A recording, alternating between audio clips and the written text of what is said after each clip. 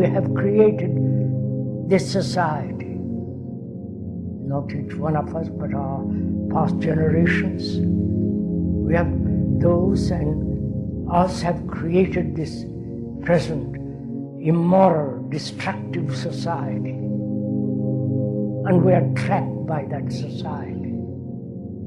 That society is made by each one of us. So we are responsible for that society.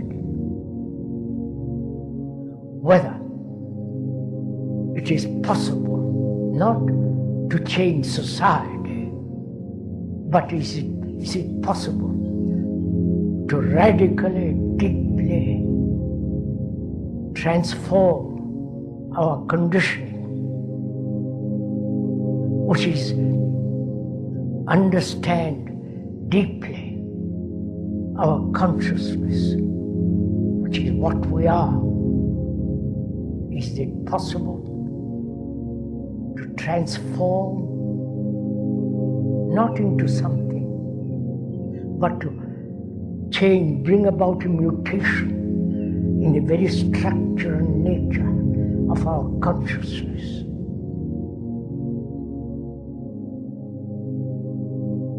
That is the problem. That is the crisis. It's not political crisis, economic crisis, or the crisis of war. But the crisis is in ourselves.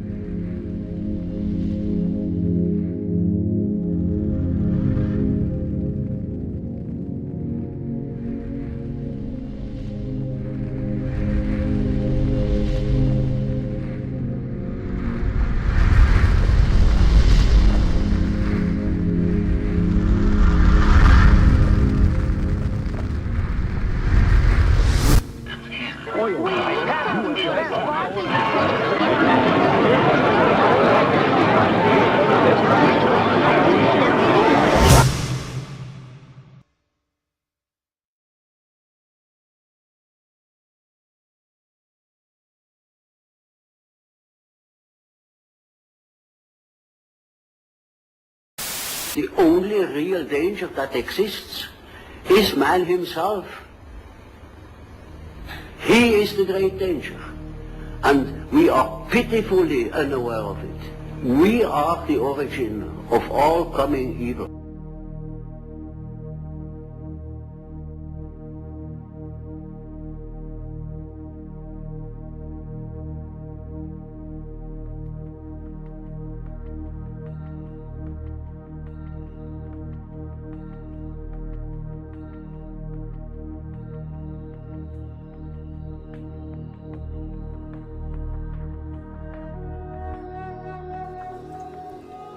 The Earth, our home, a planet teeming with life, a place of great beauty and of great wonder. A world where ecosystem within fragile ecosystem combines to create a complex and delicately balanced web of life. A sympathetic mesh where the harmonious state of each organism is ultimately dependent upon the condition of the rest. A web in which the continued survival of each delicate strand rests entirely upon its symbiotic relationship with the environment in which it exists.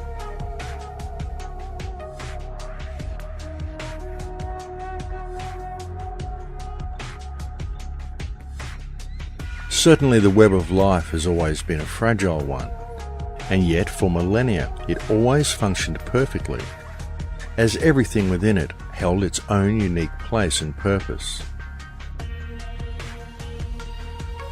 Within this web also dwells mankind.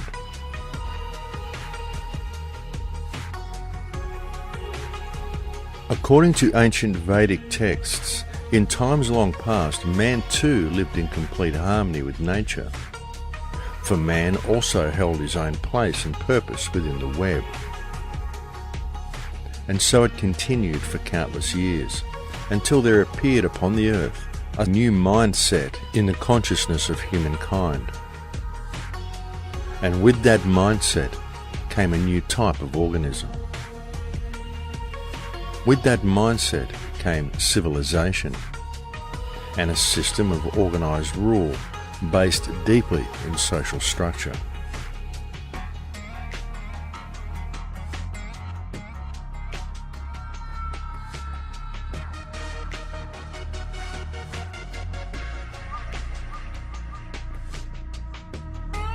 How much do we truly know about the past?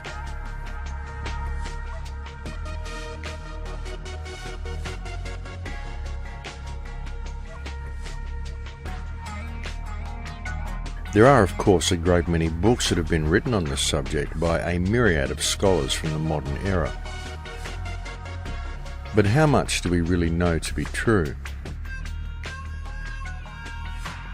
Many books written in modern times are simply the author's interpretation of other books written previously by other scholars. But regardless of what is written in any book, the truth is that all of the information we currently have about our past is mysterious and fragmented at best.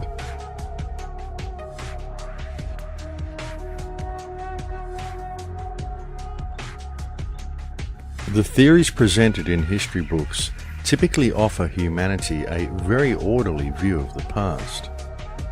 And because these theories are presented to mankind hypnotically in printed form, most people automatically believe these concepts to be true.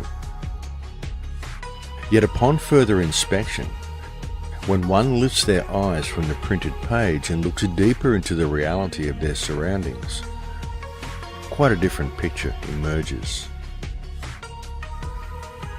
And what about civilization itself?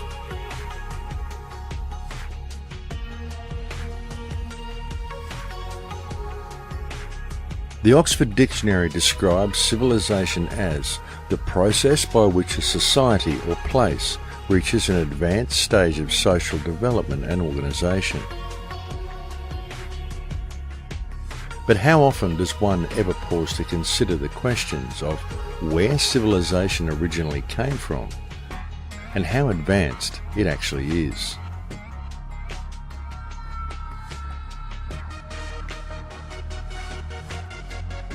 Obviously, human beings are very resourceful creatures, and human ingenuity should not be underestimated. It is certainly reasonable to assume, for example, that groups of humans would form themselves into tribes and clans, by which means all involved would benefit.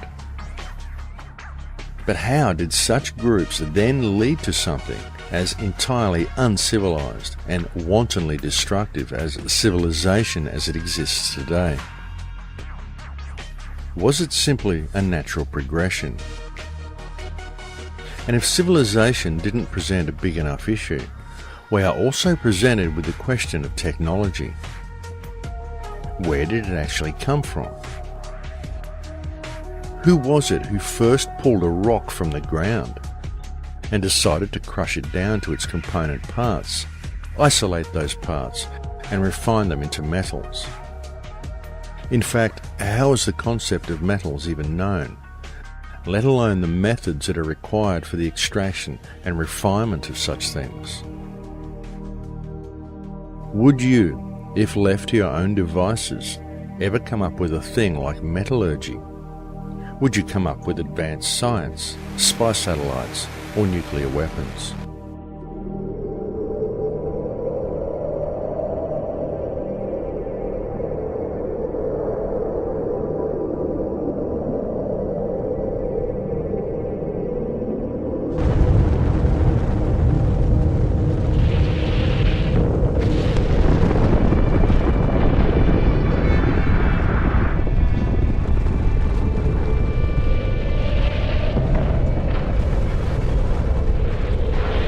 How did such inventions as these ever become part of the human psyche?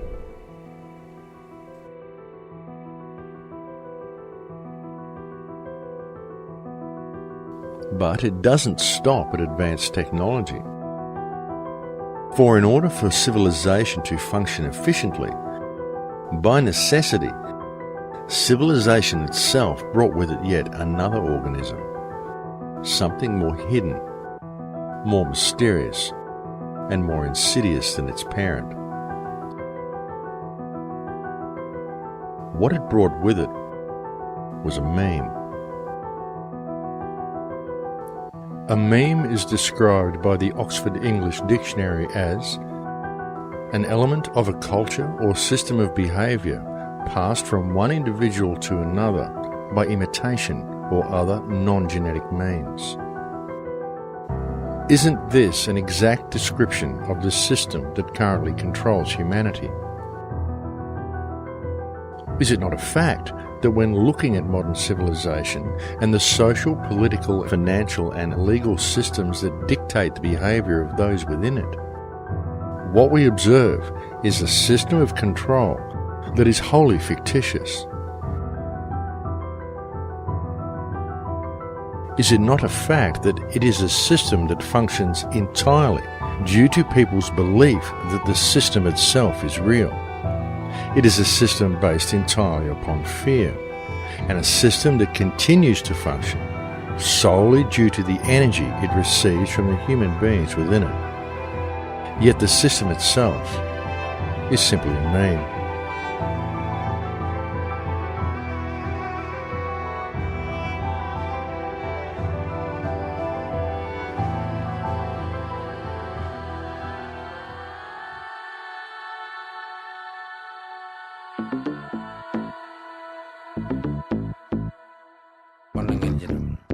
You are me. We are them. I am free. We begin life with the world simply presenting itself to us, a reality that is open to individual interpretation. But then, at a very early age, we are taught to perceive things in a certain predetermined and socially acceptable way.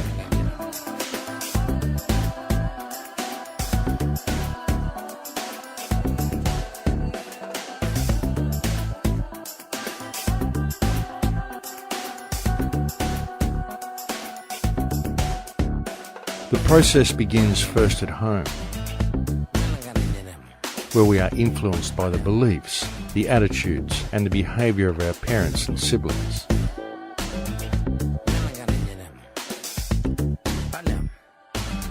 And then, as soon as we are old enough to be capable of independent thought, and have gained an acceptable degree of communication skills,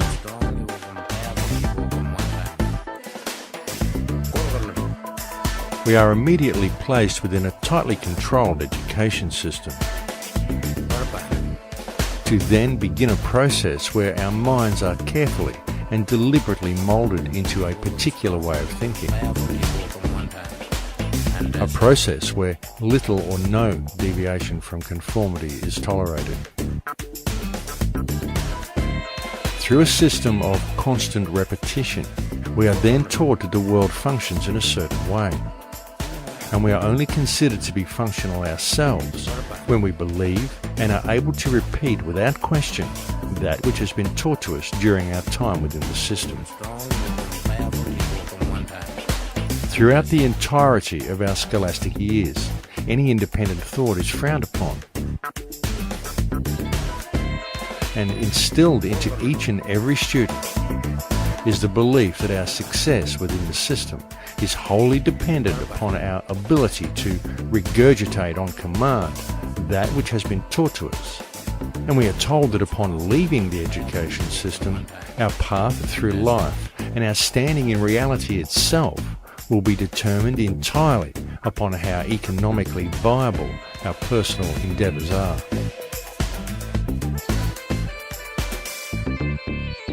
You We are taught that it is only through profit and through continual financial gain that our personal success will be measured. We are taught that we must either work for someone or we must strive to gain a position in society where someone else will work for us. But either way, all must work. We are essentially taught to be slaves who will spend the majority of life in the pursuit of paper or of digital credits. And through our belief that this system is real, we find ourselves living within a society that has been structured in such a way that were we not to dedicate our time to the accumulation of such things, then all that nature has provided for us, all that nature has provided freely for the benefit of all, will remain forever out of reach. Yet in pursuing such goals in the belief that doing so will enrich our lives, all we do is give power to the meme that enslaves us. And the price we ultimately pay is the connection we once had to the world around us. The price we ultimately pay is life itself.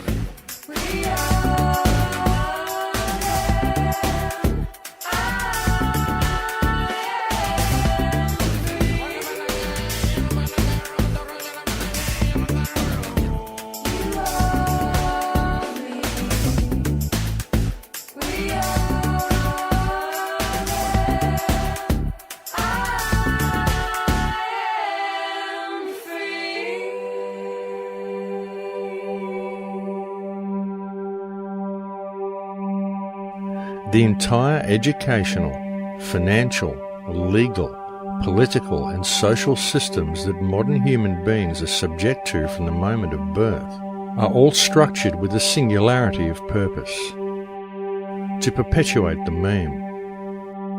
These systems are designed to ensure that each individual is kept locked into a left brain understanding of the world, is kept disconnected from the reality around them, and that each individual grows into adulthood with the understanding that the meaning of life is the one with the most wins. But life is not a board game, and there is far more going on in the world around them than most people ever realise, because there is far more going on around them than that which can be perceived by the five senses. In fact, there is an entire language and an entirely different way of communicating with creation that is readily available to all. Only due to the solely left brain perception of reality that has been forced upon them since birth, most people do not even realise such things exist. And it has been so long since most of humanity accessed and used these higher senses that they've simply forgotten the language. When you look at the brain, it's obvious that the two cerebral cortices are completely separate from one another. Our right hemisphere functions like a parallel processor, while our left hemisphere functions like a serial processor. Because they process information differently, each of our hemispheres think about different things, they care about different things, and dare I say, they have very different personalities. Our right hemisphere, it thinks in pictures, and it learns kinesthetically through the movement of our bodies.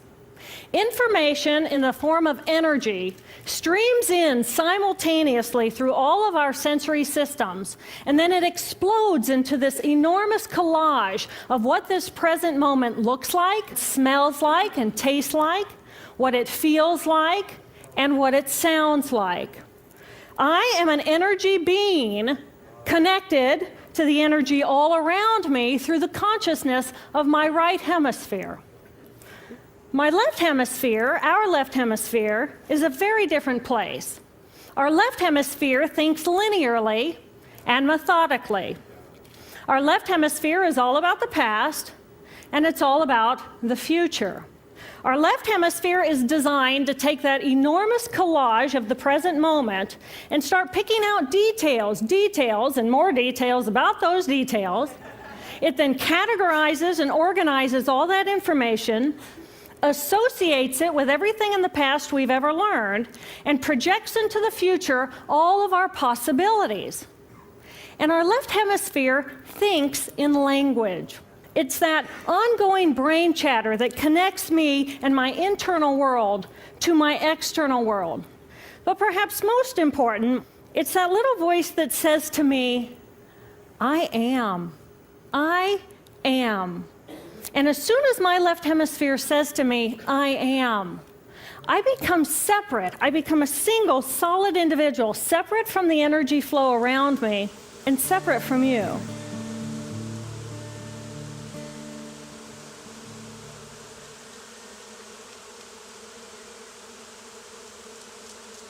We have up here just an entire colony of bees creating some type of amazing magnetic force field around this tree. And this tree is transmitting whatever that is to the ground that I'm sitting on. Whatever this language is that's coming from all these insects, all these species, to and from the earth, back and forth. It's incredible, and the amount of communication that goes into it. We still, for some reason, think that we are the center of the universe, even though we try to pretend that we're not. Somehow we think that everything that happens around here, all the species, they have whatever scientific evidence that we understand. These species pollinate this, those species do this, do that, and the other. And as long as we take care of the species that we need, as long as we take care of all the ecosystems that will sustain us as humanity on this earth, then we'll be fine. Without understanding that if you were to look at it as this spherical spider web, 360 degrees, we're just a small little portion of it. And yeah, maybe a couple 100,000, maybe a million threads or webs would contact us. But when you branch it out and you understand that this entire web is connected to another spot, and there's 100,000 pieces that connect to that, 100,000 pieces that connect to the one down here, and overall, they're all connected in some way, shape, or form. So if you remove one because you don't think it's important enough, we seem to think it's insignificant because there's no direct impact on us. But I think that's such an illegitimate way of looking at it, because how could you say that any of this is not profound? How could you say any of it is insignificant when in the long run, it's not by a random occurrence that species grow in certain areas. It's not by a random occurrence that there are certain animal species in certain areas, certain plants in certain areas, and they all develop this massive ecosystem that feeds each other. How can we not say that specific ecosystems feed other specific ecosystems? How can we not say that the oceans are important to the deserts? How can we not say that all insects and species are important to plant life, important to mineral life? So, in a sense like that, just taking in all of these species that we see around us, taking in absolutely everything that we may not even see within that. The communication between them, we only see it from our perspective, but there has to be thousands, maybe millions, maybe infinite more methods of communication, some type of dialogue between these species and one another. And maybe we don't hear that because it's not necessary for us to. But to respect it, I think respect is one of the most important languages that we've lost, and I think love is the most important language that we've lost.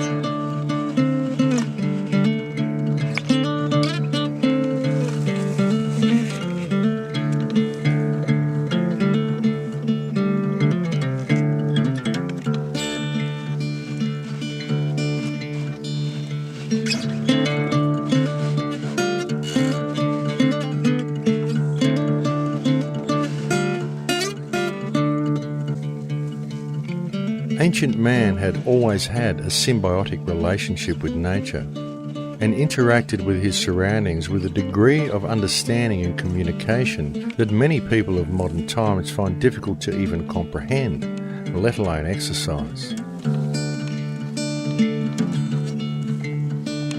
Yet, for most of humanity, this symbiotic relationship has now long since disappeared, and the language of nature has been all but forgotten. What happened? What was it that caused man to become so disconnected from the earth? And if civilization continues to follow its present course, how further disconnected are we likely to yet become?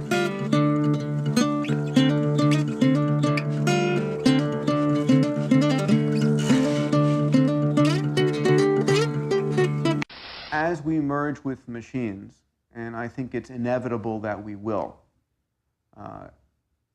transform into something new.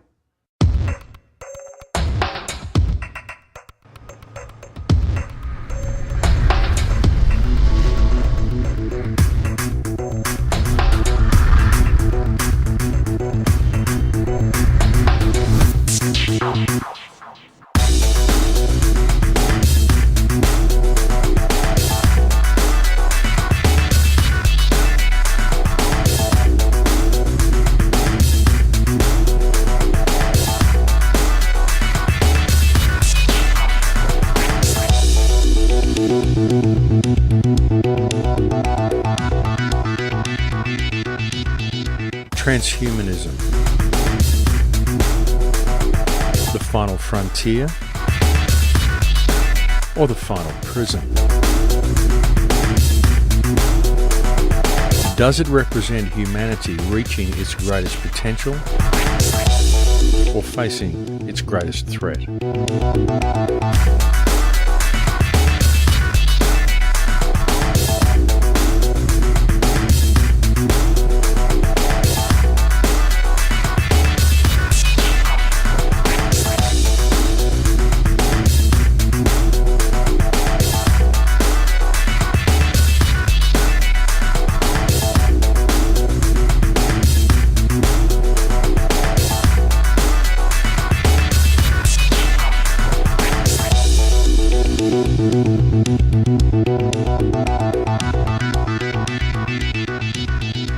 Over the last century, the people of Earth have continuously become more disconnected, both from each other and from their surroundings.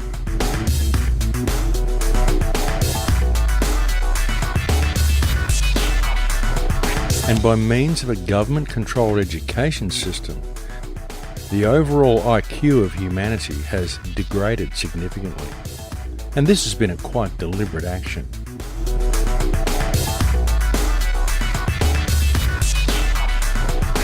But in our eagerness to embrace technology, one of the most significant problems we are facing is that if one steps back and looks a little deeper at the system we are living within, it becomes glaringly apparent that what this system is in the process of doing is seeing to the removal of virtually everything that makes humanity human, to then usher in a new era, the age of the transhuman. Anybody who is going to be resisting this progress forward is going to be resisting evolution, and fundamentally they will die out.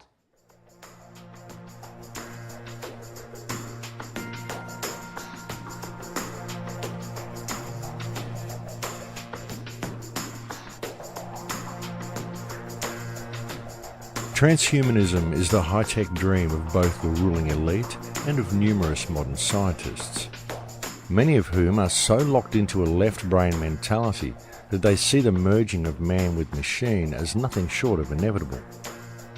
And due to the lack of any real connection to reality that many people feel in the 21st century, in modern times there are a large number of average people who are actually eager to embrace the idea.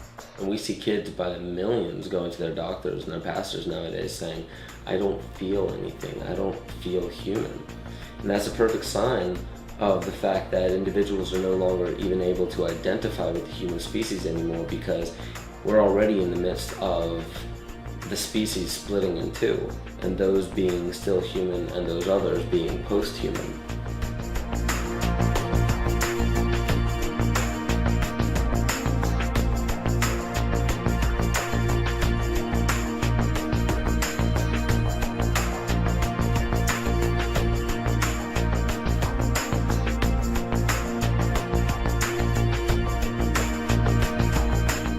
As attractive as the concept of simply linking your consciousness up to a mainframe and going online may be to some, human beings are complex and emotional creatures. It's what makes them human. And so the question must be asked, is this evolution? Is this what life is really about? Is this truly where humanity is destined to go?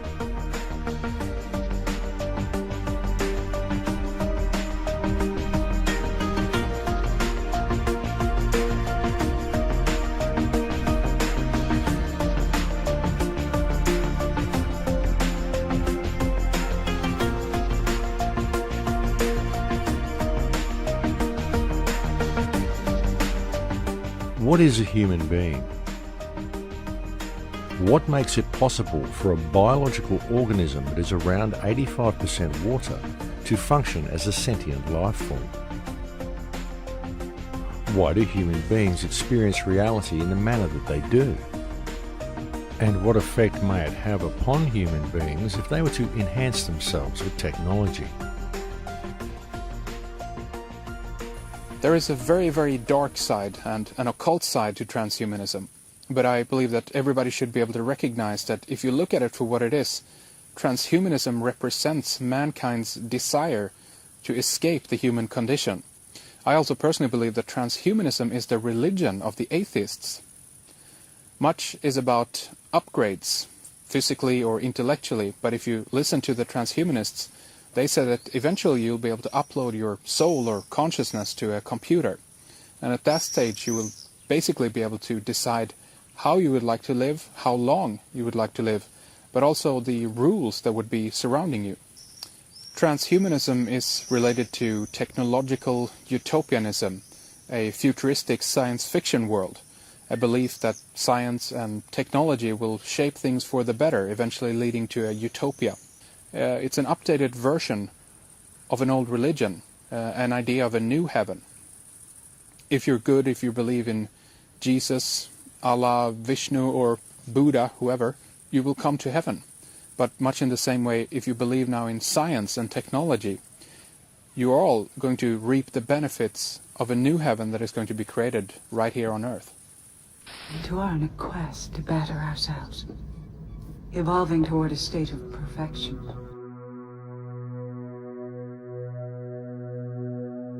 Everything that is experienced by a human being is interpreted by the brain as an electromagnetic impulse. Whether it be sight, or sound, or touch, or taste, or smell. All perception of these senses are merely electromagnetic signals interpreted by the brain. It can therefore be clearly seen that the human body is in fact an extremely advanced biological computer. And so the real question then becomes, what are the real implications and the real dangers of such a digitally controlled world? And ultimately, why? Why would humanity ever seek to blend something as complex, as highly advanced and as miraculous as the human body computer with something as inorganic and limiting as a machine that has the very real potential of being controlled by an outside source? It's not a matter of whether it's good or bad. It's going to happen.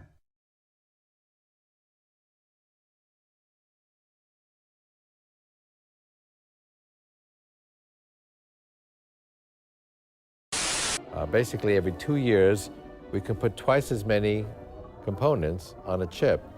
And because they're closer together, they run faster. And so computers get twice as capable overall for the same price every year. We'll make another billion-fold increase in price performance in the next 25 years. And again, shrink the size of these technologies 100,000-fold. So we went from a building to something that fits in your pocket in 40 years. In the next 25 years, we'll go from something that fits in your pocket to something that's the size of a blood cell. I believe fully there will be flash memories you can plug into your brain.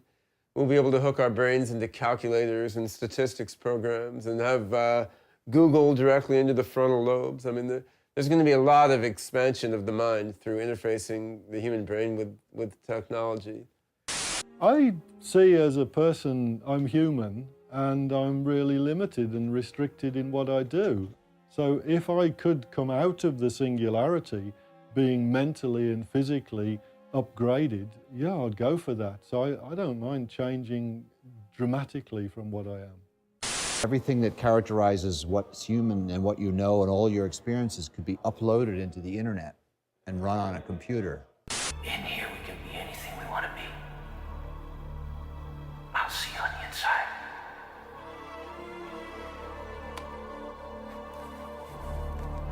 When you are completely identified with your ego, which is a fiction that we choose to believe in, then that's the same as believing in the constructs of a computer to be what you are. This universe is mine.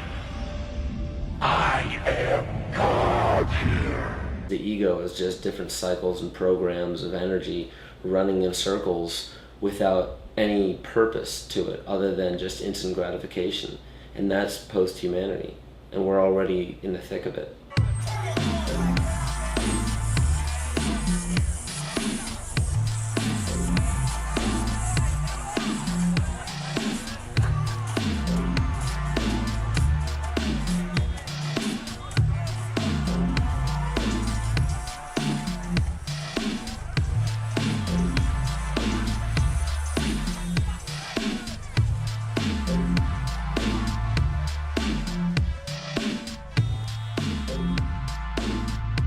What we have in modern times is a species with only 3% of active DNA, indoctrinated into using only one side of their brain, that exists in a debt-based society in which every single person within it is required to pay to live in what is essentially temporary accommodation, as our modern consumerist-based societies build very little that is actually designed to last. Whether they are truly aware of it or not, modern human beings live their entire adult lives in a largely unnoticed system of slavery, and this can easily be seen when one truly absorbs the implications of paper being more important than people. And now imagine this taken one step further, and having each person locked into a digital world in which it would be an easy task to permanently lock human consciousness into a completely false reality, enslaved into a state of permanent debt forever.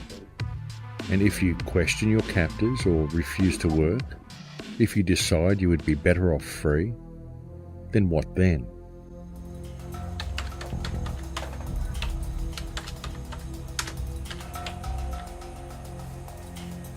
Transhumanism may well be presented to the world as a method of improving mankind.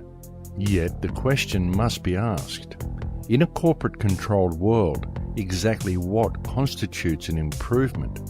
Because looking at things from a commercial and corporate perspective, what may be seen as an improvement to one class may in fact be severely detrimental to another. The field of synthetic biology is a new frontier of science. Using nanotechnology, its goals are to improve and transcend the limits of nature. Human enhancement is being sold to us as leaping tall buildings in a single bound and having better, faster, higher intelligence, perfect health.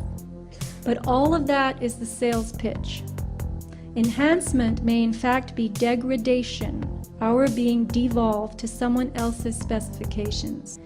For instance, a specimen that can work 18 hours a day, a specimen that is sterile, that will never have the responsibility of caring for others, a specimen that is even-tempered, with a narrow, predictable range of expression.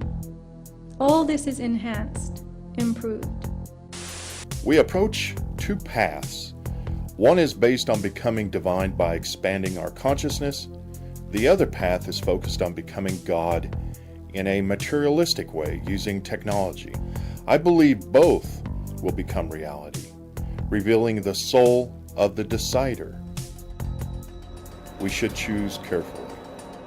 For the first time in all of human history, mankind is politically awakened. That's a total new reality. And most people know what is generally going on in the world, and are consciously aware of global iniquities, inequalities, lack of respect, exploitation. The combination of the two, a diversified global leadership, politically awakened masses, makes a much more difficult context.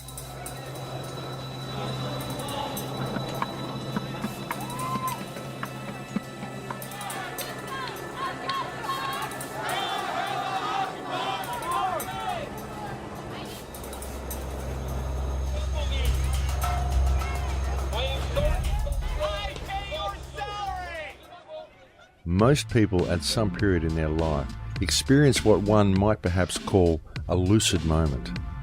A moment when they look at life around them and they think, is this it? And then it suddenly hits them that there must be something more, that there is something more to life. Many people instinctively know that there is a great deal more to reality than what can be perceived with the five senses. But because most people think only with their left brain, they believe that connection to these realms can only be achieved through external technology, through science. A very good example of this is the internet. People find the internet with its instant connection to others and its instant access to information to be quite natural. In fact, there are many people today who simply cannot imagine life without it. The internet, in its own sense, unites humanity as one organism, able to communicate with itself spontaneously. And this becomes more true each day as more countries and more people come online. In this growing web of communication, we can clearly see the unification of mankind becoming a reality. But it is a digital version of it. One could almost say that the internet as we know it today is the central nervous system of a new humanity. A humanity that is vastly different from anything that has previously existed.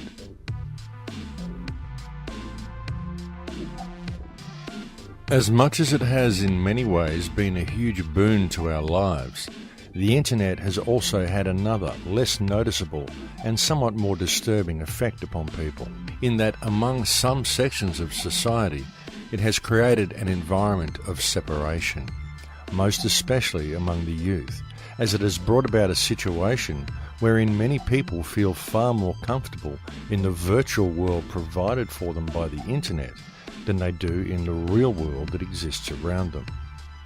Due to this fact alone, the internet has been single-handedly responsible for a huge loss of skill. A loss of skill not only in areas of practical hands-on survival and life skills, but also in areas of social and interpersonal communication.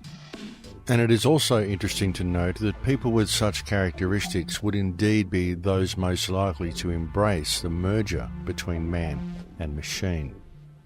The internet, cell phones, all these other things that they've definitely enhanced our speed of communication, but they've also done something very important, and they've severed a very crucial tie between actually talking to people, looking into their eyes when you're talking to them, getting a feel for what they're actually feeling, and just in the simple fact that now everything is based upon language. We send language through the internet, we send language through the phone, language comes across through the television, and fortunately they're able to give a couple pictures and symbols and things like that, but other than that it's just based upon the language, and it's so disconnected from actual reality. Nobody ever stops and sits anymore and just sits inside an actual environment that is natural and just stops and listens to understand that that's reality.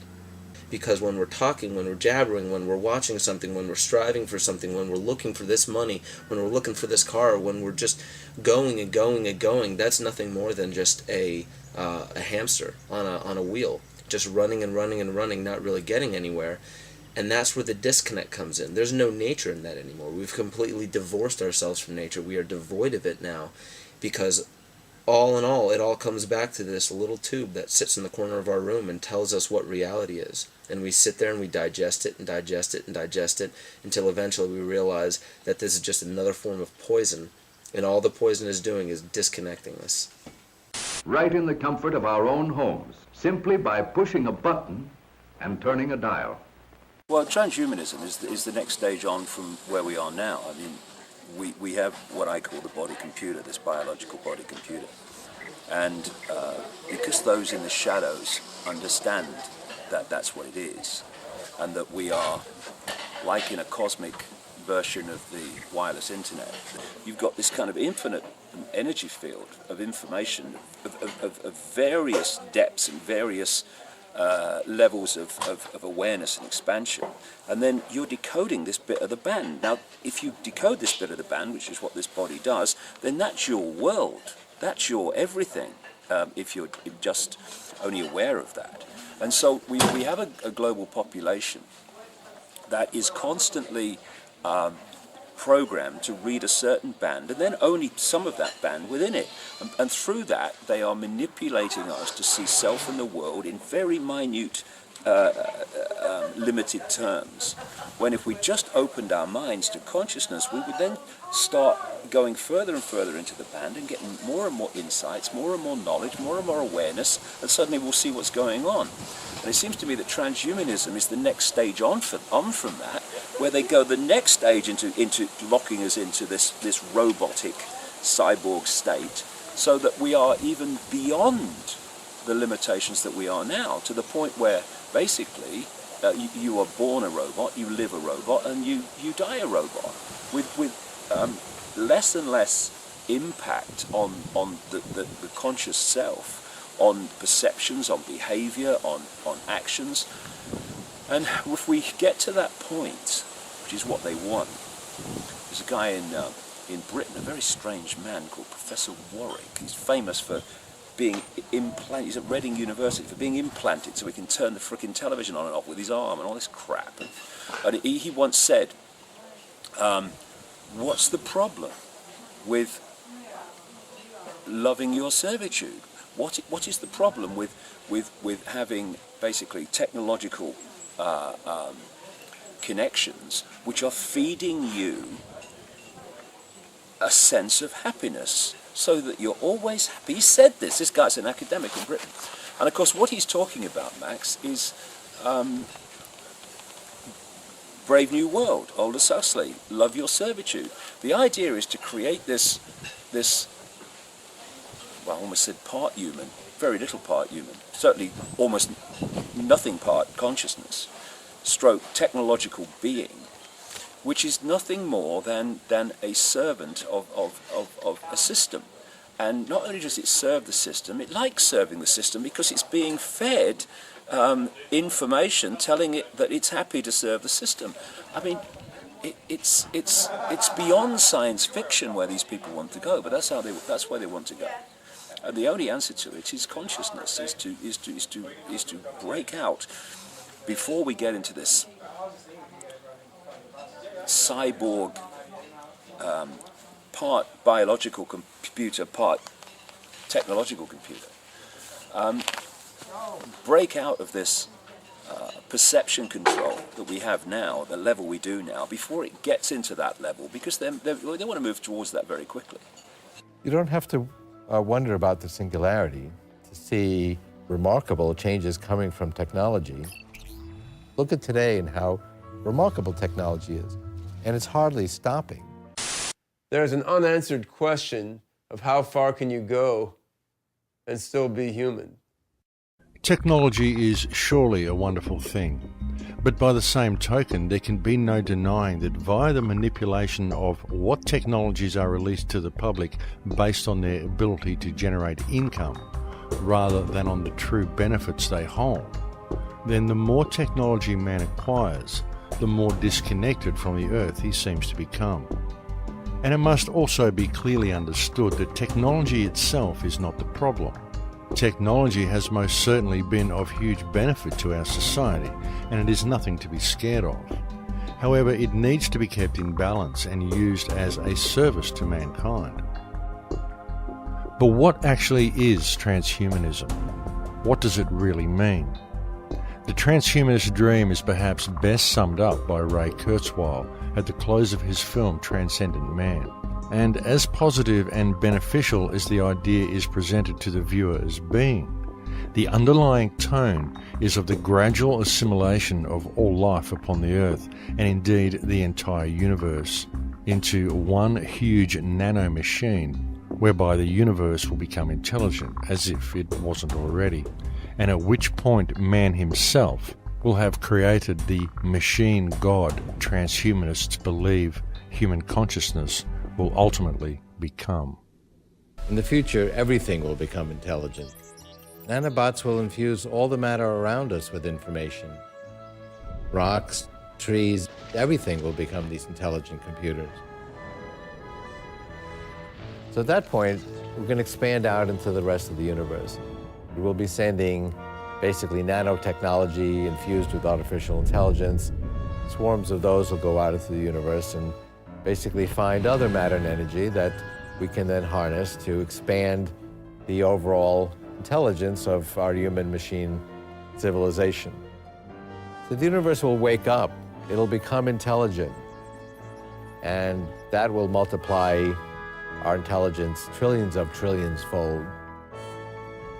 You know, we can't really fully contemplate. And that's really the main reason this is called the singularity. But regardless of what you call it, it will be the universe waking up. So does God exist? Well, I would say not yet. We are the Borg. Lower your shields and surrender your ships. We will add your biological and technological distinctiveness to our own. Your culture will adapt to service us. Resistance is futile.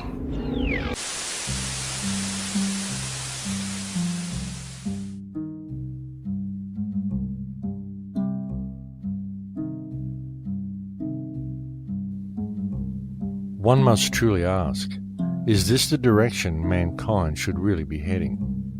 But even more importantly is the question of whether mankind is actually being given any choice in the matter. And if the answer is no, then the next question is how might such a thing as the global implementation of the transhumanist agenda as outlined by Kurzweil actually be achieved without the knowledge of the general population? Biotech is an exploding frontier. It is clever enough and small enough to enter and change our very cells. When nanobiotech has a firm footing in us, it will be easy to upgrade and downgrade anyone and anything in any way. Oliver Curry, an evolutionist at the London School of Economics, predicted in 2007, the human race will one day split into two separate species, an attractive, intelligent ruling elite and an underclass of dim-witted, ugly, goblin-like creatures. Technology is only ever as dangerous as the mind of whomever wields it. And if those who hold the reins of power in this world can in any way be appraised according to their track record, then for the bulk of mankind, transhumanism presents itself as a very dire future indeed.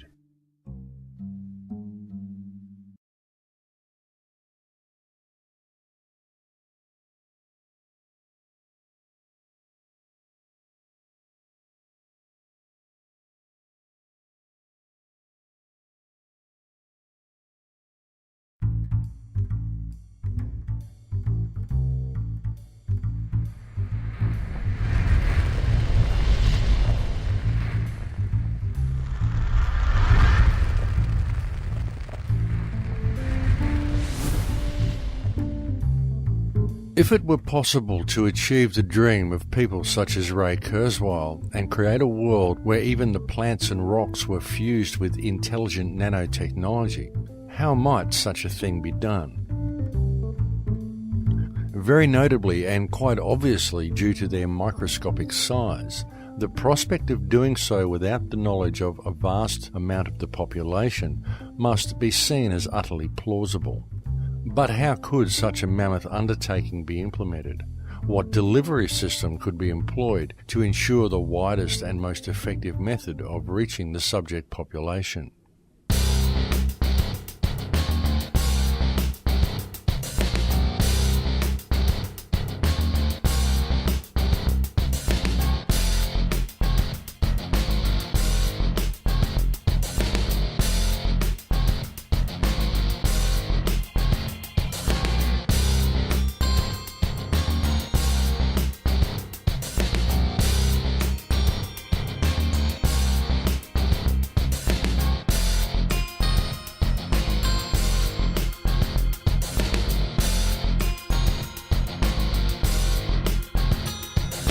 The phenomenon known to the alternative research community as chemtrails, and referred to by the British and United States governments as geoengineering or climate remediation, is perhaps one of the most controversial topics on the table today. Even though the practice of climate remediation is widely admitted to by governments, there are many who remain sceptical. And generally the two main questions brought up by those who are opposed to the concept are, one, if there was any truth to the idea, then why would the perpetrators be spraying themselves? And two, the phenomenal cost of such an enormous undertaking. People say the government is up there in airplanes spraying all kinds of chemicals to change or manipulate the weather, leaving what you see there, and they call that a chemtrail. This is of interest not just in this country, but European countries and frankly all over the world. A lot of folks interested in it. We take geoengineering to mean deliberate, large-scale intervention in the Earth's system. The little picture is from a nanofabrication study, which shows you can make very high quality and do this in just a jet in a very simple way. Aerosol geoengineering looks like it is so cheap that the cost is basically not going to be an issue.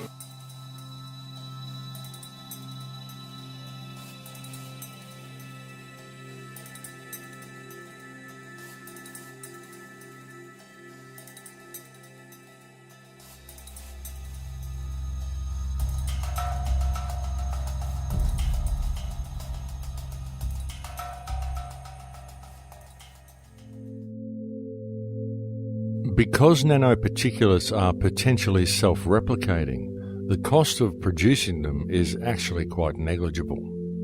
As for the question as to why the perpetrators would be spraying themselves, well, that answer is in fact a very simple one. These people want transhumanism. In fact, when one truly considers the transhumanist agenda and it begins to sink in that chemtrails seem to consist of nanoparticulates or smart dust, then the last piece of the puzzle falls snugly into place. And it is far from inconceivable that were the global population to be infused with programmable nanoparticulates, then when these tiny machines are switched on, they will simply do what they are programmed to do. And that what this may be may also be largely due to what other genetic codes have first been introduced into the host. We have more than tripled the numbers of doses of vaccines we're giving our children in the last quarter century. Up to 15 by the age of 6. Why are so many highly vaccinated children so sick? The elites, those who can afford to carry out practices such as chemtrails, generally don't eat processed or genetically altered food. And it is extremely unlikely that they are subject to the same rigorous vaccination regime as the general public. If mankind is indeed ingesting nanoparticulates without their general knowledge, then how might such machines be controlled or switched on? In answer to this question, one only needs to realize that it is now a long-established fact that when anything occurs within the human experience, ultimately the information travels around the body electromagnetically. All our 5 senses, along with any emotional information, is all interpreted by the brain via these electromagnetic signals.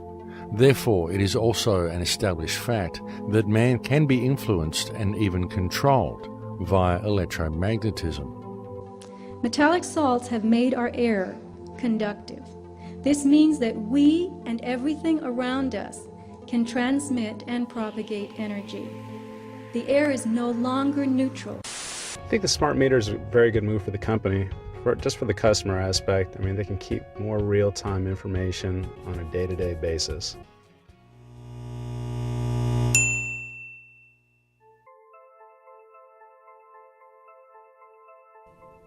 The huge awakening that has been seen in recent times leaves little doubt that mankind and consciousness itself is in a state of evolution. But there also exists compelling evidence suggesting that there are certain forces at work who wish to control the direction this evolution will take. The second group of materials found in these environmental samples is unidentifiable fibers. And I really want you to appreciate the meaning of unidentifiable. These fibers have been sent to sophisticated laboratories, and there is nothing nothing in the databases that match them. These are fibers, we could say, that do not exist in nature. People around the world are developing lesions on their skin that ooze and produce fibers. This is known as Morgellons syndrome. Tissue samples cultured from ordinary people without this ailment contain and grow the very same fibers. When these fibers are cultured, they produce colonies of filaments. You can see the extension filaments. And these colonies continue to grow and reproduce, branching out into more filaments and more colonies. The filament cultures can be grown from saliva samples, tissue from the skin, mucus, urine, blood, from animals and people, regardless of the presence of the Morgellons condition. So where do these fibers or filaments come from? Airborne environmental samples that were collected by Clifford Carnicom in 2000, the year 2000, gathered at high altitude on a mountain in New Mexico, showed the presence of those fibers, whose structure matches exactly the tubular filaments showing up in our blood, tissues, and skin. Additionally, the samples collected by Mr. Carnicom showed what he calls, and what's called in biology, desiccated erythrocytes. This is a multisyllabic term, but it means dried red blood cells. So, why are dried red blood cells in the air? See, nanocells are real small, 1,000 times smaller than these dust particulates. You inhale it, they go to work, replicating, spreading like a virus, multiplying in exponentials. 6 months' time, I could have 100 million people converted, ditch diggers, porn stars, and presidents. Not one would be the wiser. 100 million people who buy what I want them to buy and do pretty much damn well anything I figure they ought to do. Those unidentifiable filaments, he has observed the formation of red blood cells and submicron-sized structures. So now you've got a filament making its own red blood cells. The engineered cells, the red blood, very, very tough, withstanding excesses of heat and chemicals, indicating that they are designed to endure almost anything. He has put them in a Bunsen flame, he has poured bleach on them, acid, and they still endure. In addition, they are able to replicate, growing outside of the body in a petri dish. This is highly sophisticated technology going on by itself, not in a laboratory. People with advanced Morgellons syndrome started with fibers coming out of their skin, and they're now observing very strange crystalline forms and metallic devices, plaque structures, even grooved metallic devices. On the right, you'll see one device, the front and the back. The fiber strands that you see here were made of cellulose and GNA. GNA is DNA's chemical cousin. It's a nanotechnology building block. The nanostructures contain additional properties not found in DNA, including the ability to form mirror image structures. Here you have a nanoarray, a tiny device used in biotech for DNA hybridization. And on the left, you see a diagram from an industry website of a nanoarray, and on the slide you can see actually two of them. She's marked them with red X's that came out of her body, looking exactly like this. So, we begin with the emergence of basic filaments, followed by more complex structures. So what processes are going on here? Are these materials combining to form devices that are working together inside us? What is happening to our biology? And remember that tissue samples obtained from ordinary people who have no Morgellons symptoms, no lesions, can be cultured to produce the very same filaments found in people with Morgellons. So we would have to conclude that Morgellons is like the canary in the coal mine, and that only some people are exuding the materials. And could that be because their bodies are rejecting it, while our bodies are integrating it?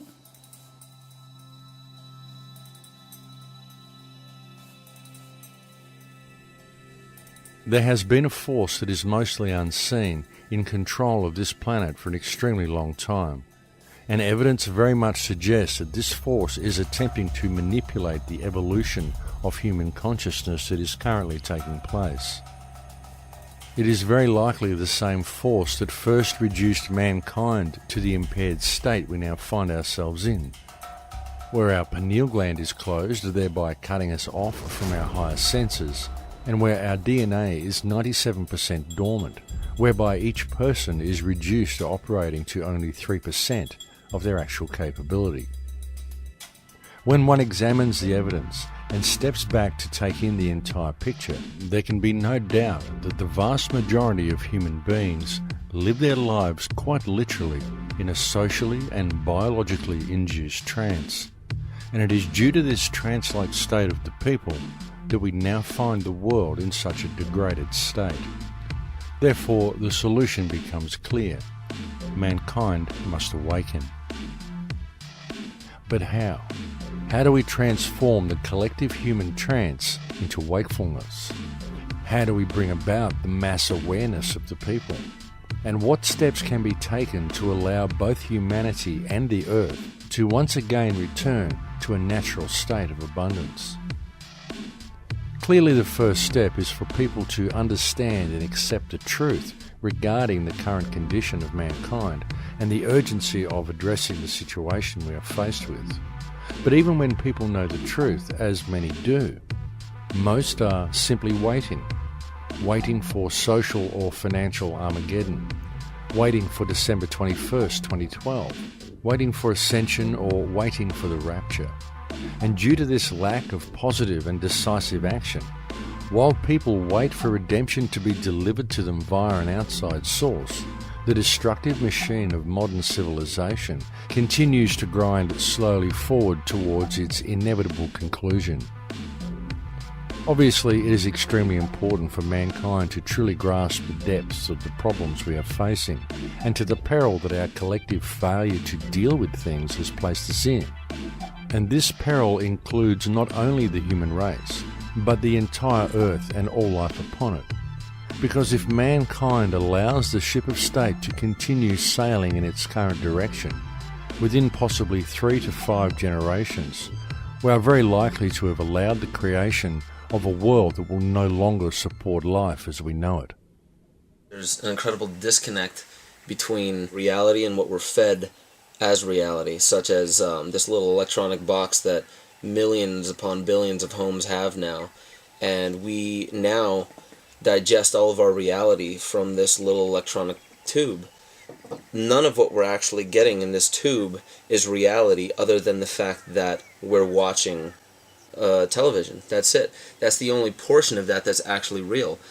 But what we do is we lose ourselves then. We almost become too identified. We forget that we're even existent, so we are identified with everything that we're seeing, and this becomes our reality. And we forget that not only is this cherry-picked information, but above and beyond all that, no one even stops to think that this is somebody's interpretation of what happened in an area. So everything that we're getting is literally somebody else's creation. It's a manufactured idea that's put into this little tube and then projected into us as reality.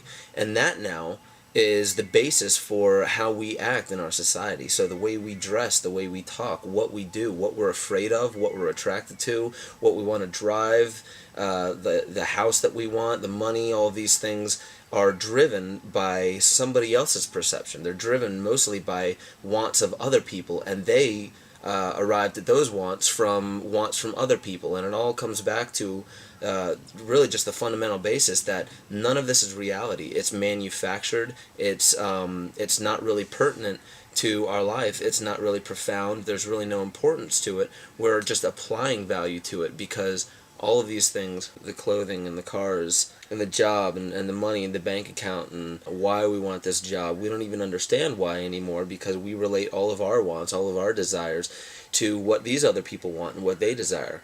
And if you actually get to the core of it, we don't even truly want these things. We just want the other people around us to see that we have what they want because that gives us a measure of control or a measure of power. And it all boils down to a level of security. And that's all that all of this really is the fact that people are following these fashions they don't understand. They're following these ideals that they don't understand. They're doing it because they want to fit into some identity that they're eventually creating for themselves to be the most secure, the most powerful, the most prominent, the most beautiful, the most affluent person in that field so that everybody else around will give that person support because they want to be near you. And that's all it is. We just want this closeness. We want this connection with people. And unfortunately now we are contriving it. We're forcing people to want a connection with us for means that really have no basis in love, no basis in real relationships. So all of our relationships are based upon power and fear and based upon manipulation and lies and trying to get this and trying to get that. And none of it's true interaction anymore. Science is great with all the beautiful technologies, but many of the problems you're trying to solve, we created. If things stay as usual, if business stays as usual, then we have about 100 years of life on this planet. But if you think there is hope, then we have to start taking action right now.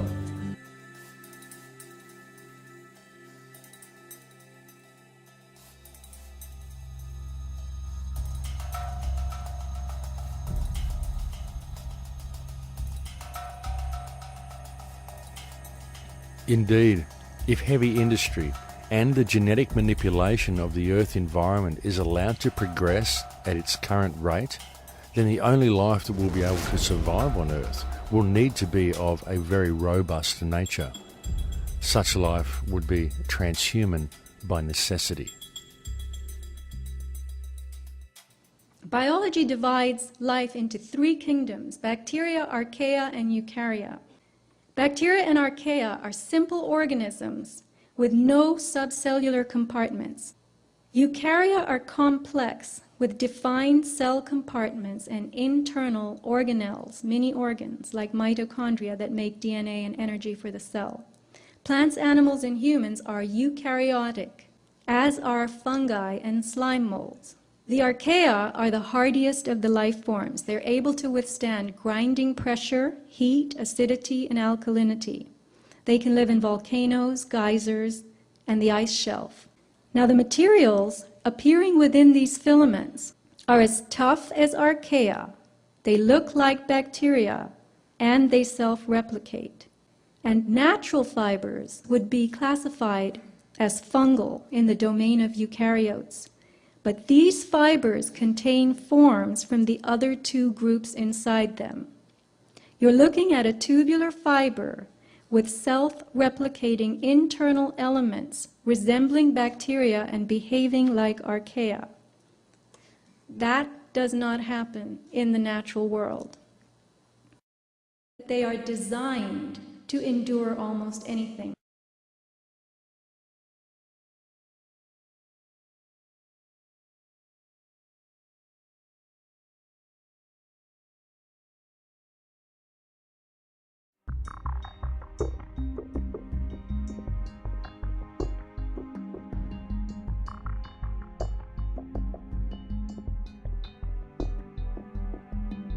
In the social and political climate of the 21st century, mankind is truly facing some very great challenges.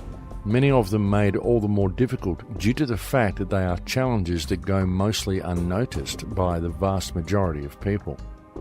The vast majority of people in the world today only perceive the world the way it appears on the surface. However, the real truth is that the world that we live in today is actually very different to that which most people perceive it to be. Because just below the surface of everyday life, beneath the social and political distractions of the reality offered to the masses via their television, there exists another world. The world that most people perceive is simply a facade. It is an illusionary reality where nothing is what it seems. It is a world where our social system is designed to foster division. Our education system is designed to conceal knowledge.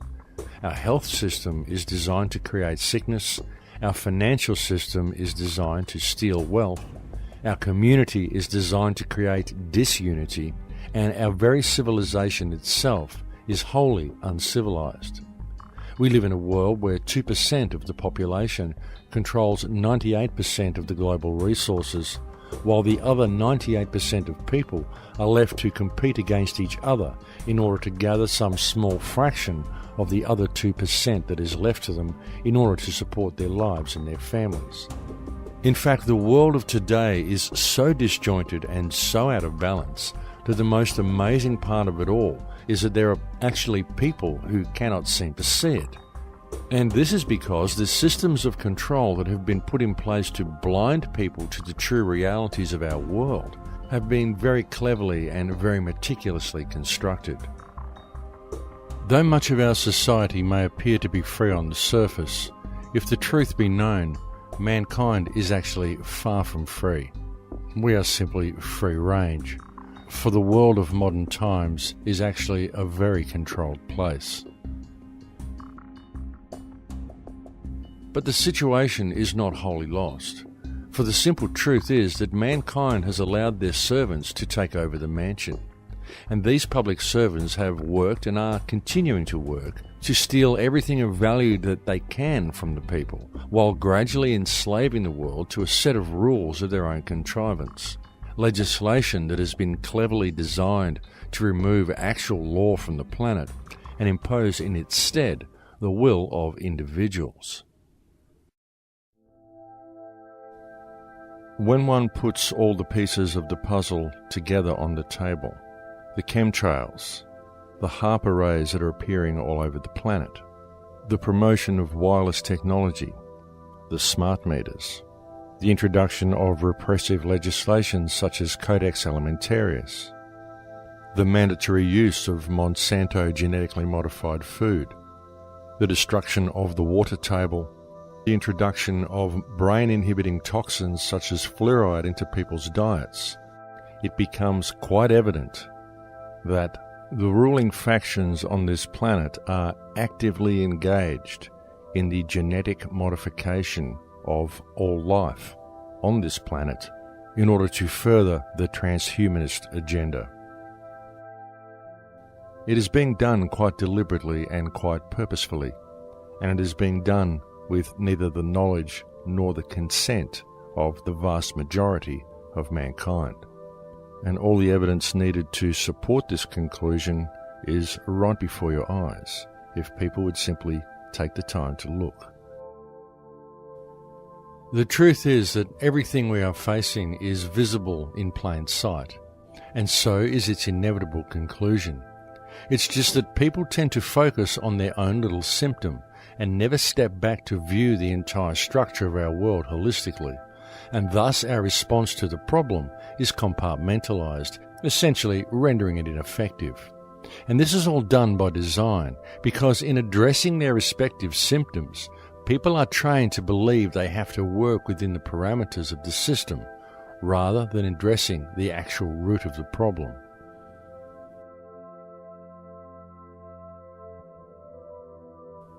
Every single government that exists anywhere in the world today is currently operating in breach of the trust that has been granted to it by the people of their nation. And this is true regardless of which country we are talking about. It is true whether it is a government consisting of duly elected politicians claiming to act in the best interest of the people, whether they are acting out of greed or whether they are simply acting through their belief that the system is real. It is true whether it is a military dictatorship falsely declaring a self-granted right to dictate what is good for others. It is true whether it consists of a monarchy that has declared its divine right to rule and supposedly care for its subjects. Because the reality is that every single government or ruling body in the world today is abusing the power granted to it by the people of the nation it governs. Exhibit A, the Earth.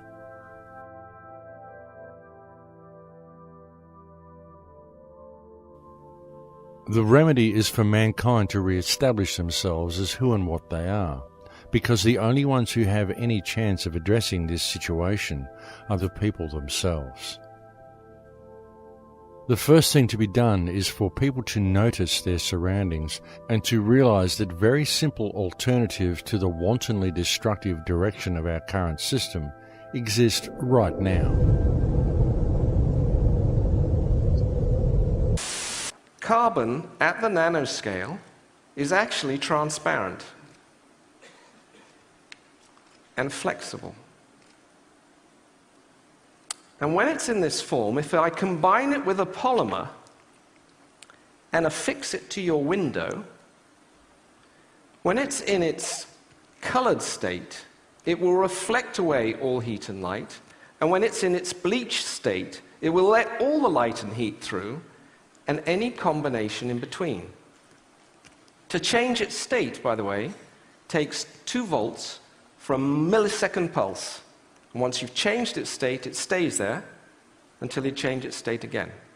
The nanomaterial, 2 nanomaterials, a detector and an imager, and it takes all the infrared available at night, converts it into an electron with a space of 2 small films. This is taking infrared radiation, wavelength, converting it into an electron. What if we combined it with this? Suddenly, you've converted energy into an electron on a plastic surface that you can stick on your window. But because it's flexible, it can be on any surface whatsoever. The power plant of tomorrow is no power plant. I can generate energy cleanly, efficiently, and cheaply right where I am. It's my energy. And if I don't need it, I can convert it back up on the window to energy, light, and beam it, line of sight, to your place. And for that, I do not need an electric grid between us. The grid of tomorrow is no grid. And energy, clean, efficient energy, will one day be free.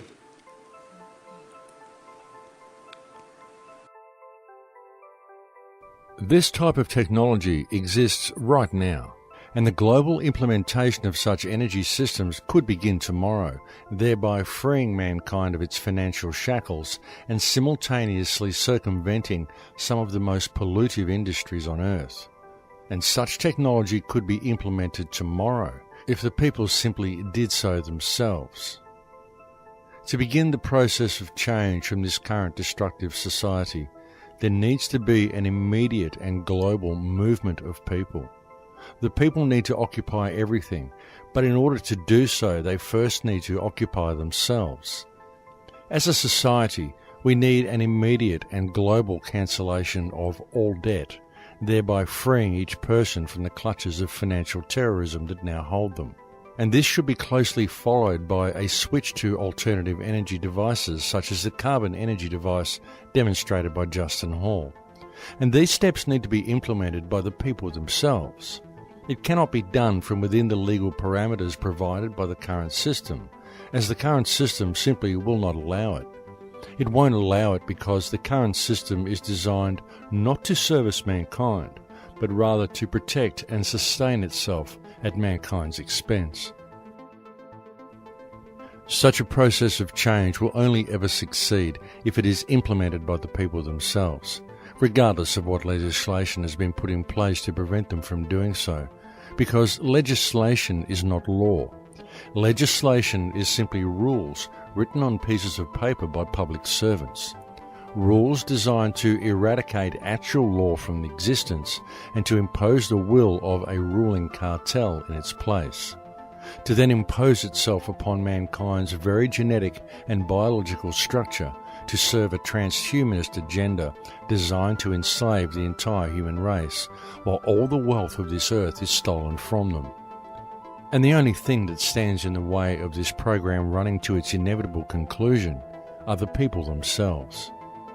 But the biggest killer, the wielder of the ultimate power against mankind, the most all-pervasive force that has kept the people of the world enslaved for so long, is fear.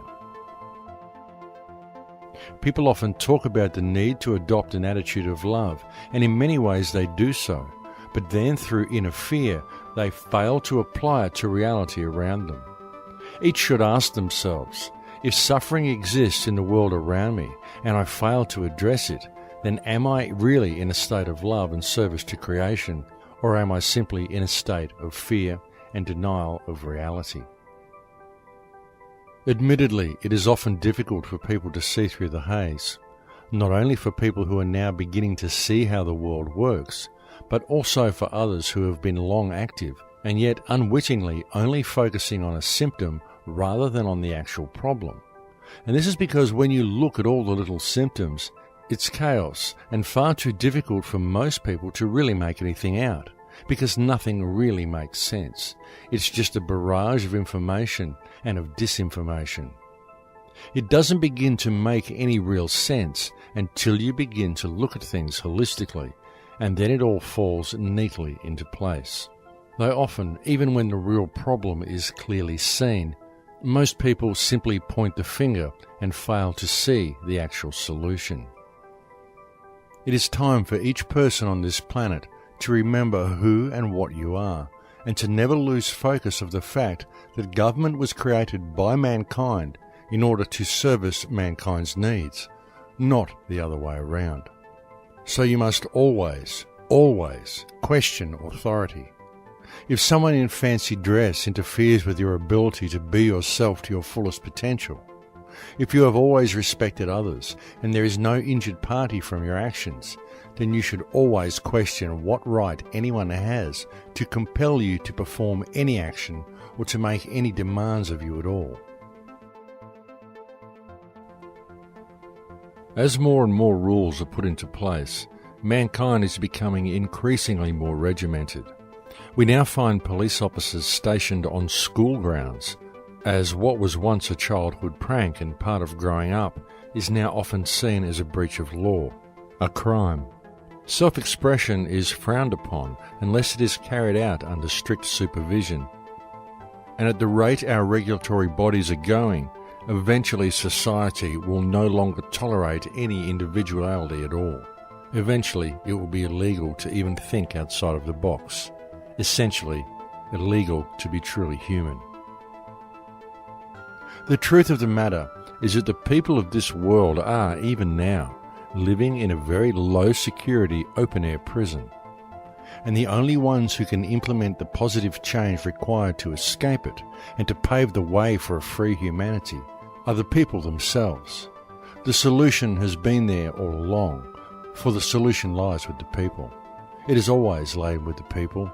And all that is really required for mankind to escape from the prison that enslaves us is for people to realize the truth of the invisible bars that surround their minds, and to realize that the bars are only there due to people's belief that the system is real.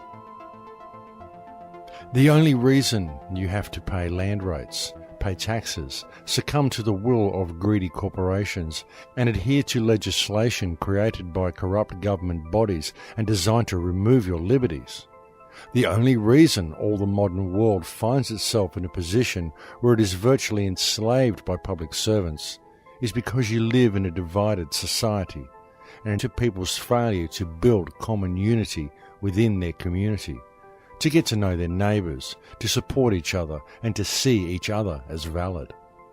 People have been taught to judge others by their differences, to play the blame game, to point the finger at another, and to voice their anger for their hardships and feel that they have achieved something, when by doing so they are simply perpetuating the division and effectively missing the actual problem altogether. Our leaders have replaced true and natural law with a set of rules of their own contrivance, and these rules have served to rob mankind of our earth and of our heritage. And we the people, the 99%, are truly the only ones who have the power to effect positive change. An alternative way of doing things, a system that empowers and frees the populace, will never be implemented via the means of the system that currently enslaves them. There is no legal remedy, no remedy in politics, no remedy in government. There can and will only ever be remedy found in natural law and in a population willing to honour it. And so now, more than ever, it is time for mankind to act and to clearly understand who we are. The most important thing we can do in the present moment is to realize that we each have the ability to peacefully but firmly stand to stop the further destruction of our water table and to prevent the rest of the transhumanist infrastructure from being put into place. And most importantly, to connect with our community and to lead by example in all that we do. And together we can easily reclaim our heritage and our birthright. But it will not be done while there is judgment or accomplished through violent revolution. Nor are they needed, because all it would take is mutual respect and a united act of non-compliance to a fictional system that enslaves the minds of almost all who inhabit this world due to people's belief that the system is real. Civil disobedience is not something outside the realm of democracy. Democracy requires civil disobedience. Without civil disobedience, democracy does not exist. You see, the solution lies with each of us. It lies with me, and it lies with you. And it lies in a simple choice between love and fear. Indeed, the path to remedy, the path to positive change, the path to alter the direction the ship of state is now sailing is right at our feet. All that is required is to take the first step. In Lakesh.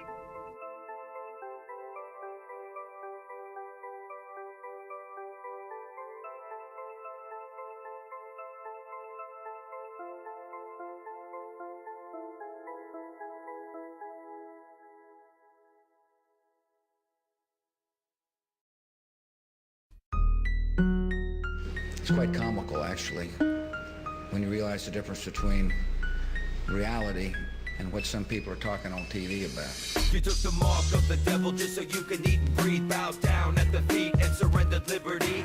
Tyranny and terror, corrupted dictators, posing as your leaders while they poison every leader. Pumping fluoride in the water while they rape Iraqi daughters. Dumbing down the public, fashion magazines and fodder. Now they slaughter weakened nations. Faulty explanations, selling fear to the masses. Terror level elevations, revelations is unfolding right before your eyes. Wake up in a FEMA camp, drugged and hypnotized. Fourth Reich's taking over while you focus on your bling. But I bet by this point you haven't heard a damn thing. It's destruction by design, prophesizing every scripture. Take a big step back, see the whole picture. A distraction of the mind to keep you living in a bubble.